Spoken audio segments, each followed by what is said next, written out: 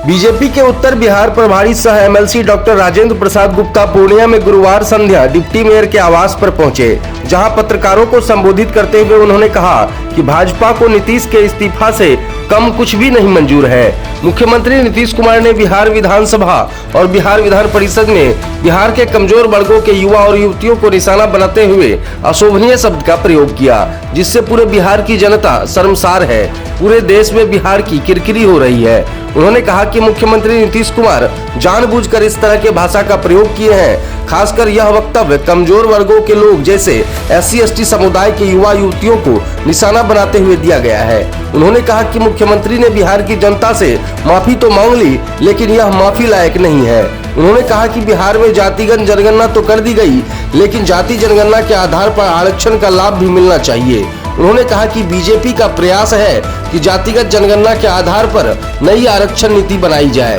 इस मौके पर डिप्टी मेयर पल्लवी गुप्ता, वैश्य समाज की महिला जिला अध्यक्ष आरती जायसवाल, समाज सेवी अरविंद कुमार उर्फ भोला शाह समेत सैकड़ों की संख्या में गण्यमान्य लोग उपस्थित रहे। हम आए हैं, एक स्वयंसेवी संगठन है,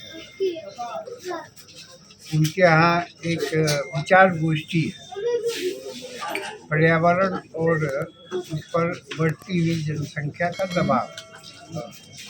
उसी कार्यक्रम में भाग लेने के लिए हम आए हैं यहाँ पूर्णिया। और जिस घर में आए हैं, ये विचार परिवार का बहुत पुराना घर है।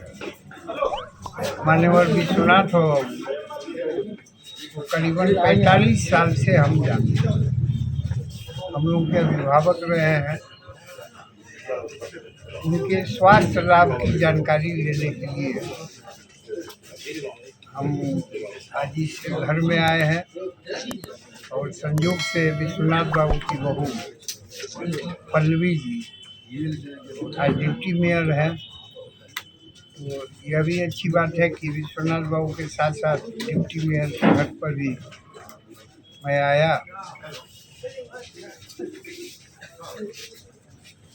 ऐसे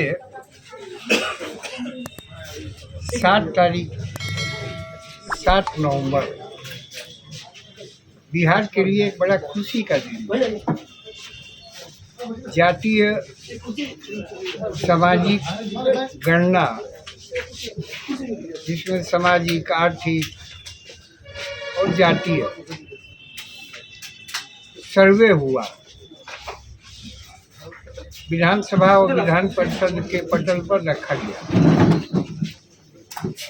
इसके पहले ये बताएं कि बिहार में 1977 का में जो आरक्षण आया, लागू किया गया, उस समय भी भारतीय जनसंघ, जिसको नेता उन दिनों मान्यवर कैलाशपति मिश्र जी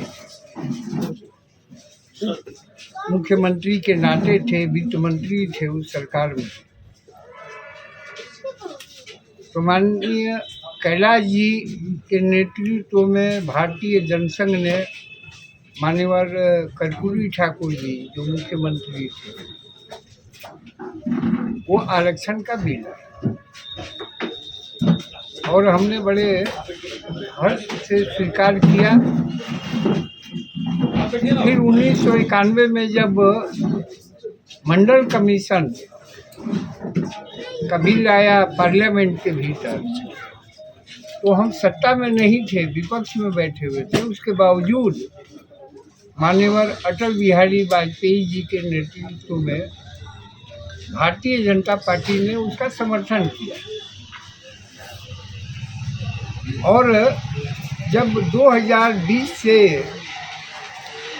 बिहार के भीतर जातीय गणना की बात आई, तो हम तो सरकार में थे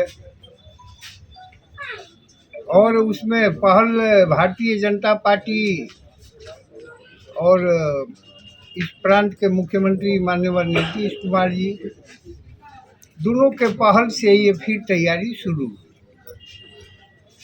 और बिल जब आया, पहले तो प्रस्ताव पास हुआ, फिर जब जातीय जनगणना की बात आई तो उसमें नीतिगत जो व्यवस्था है उसके अंतर्गत कोई राज्य जनगणना नहीं करा सकती है, तो फिर गणना में वो परिणत हो गया और उसका परिणाम 7 तारीख को विधानसभा और विधान परिषद के भीतर आया, सर्वसम्मत से पास हुआ। वो रिपोर्ट आया,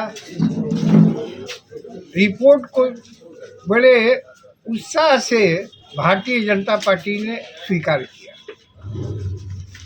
और हमको लगता है पूरे बिहार के लिए उत्साह का अवसर था। लेकिन दुर्भाग्य से उस दिन ऐसी एक घटना घट गई, इस प्रांत के माननीय मुख्यमंत्री जी के मुखों से ऐसे वाक्य निकले जो बिहार के युवा और युवतियों के लिए बड़ा शर्मनाक है। कमजोर वर्ग, अशिक्षित, ऐसे लोगों पर ही उनका वक्तव्य आया, वो दुर्भाग्यपूर्ण रहा। और इसको टंग स्लिप भी नहीं बोल सकते हैं कि जबान फिसल गया। जबान तो फिसलता है एक शब्द के लिए, 2 शब्द के लिए। ये तो वाक्य बोलते गए, वाक्य ही नहीं बोले, विश्लेषण भी करते गए। तो जो एक उत्साह आया बिहार के भीतर, एक संभावना बनी, उस उत्साह में कहीं न कहीं माननीय मुख्यमंत्री जी के उस वक्तव्य के कारण व्यवधान तो पैदा हुआ। ठीक है, जो सर्वे रिपोर्ट आया उस पर कोई व्यवधान नहीं है, उत्साह में कमी आ गई और इसीलिए हम लोग मांग कर रहे हैं कि ये टंग स्लिप नहीं है, जानबूझ करके कुछ वर्ग को, विशेष करके युवा युवतियाँ, वैसे ही कमज़ोर वर्ग, अनुसूचित जाति, जो कमज़ोर वर्ग है, उस पर कहीं न कहीं उनका वक्तव्य आता है। इसीलिए ऐसे मुख्यमंत्री को मुख्यमंत्री के पद पर बने रहना ये बिहार के लिए दुर्भाग्य होगा। इसीलिए उनको इस्तीफा देना चाहिए। और बिहार शर्मसार हुआ है। आज पूरे देश के भीतर इस प्रांत की बदनामी हो रही है केवल उनके वक्तव्य के कारण। अब आप लोग मुख्यमंत्री कुछ अपराध माफ करने योग्य नहीं होता। होशो हवास में उन्होंने उसको दोहराया। आधा घंटा पूर्व वो विधानसभा में जो वक्तव्य दिए, वही आधा घंटा बाद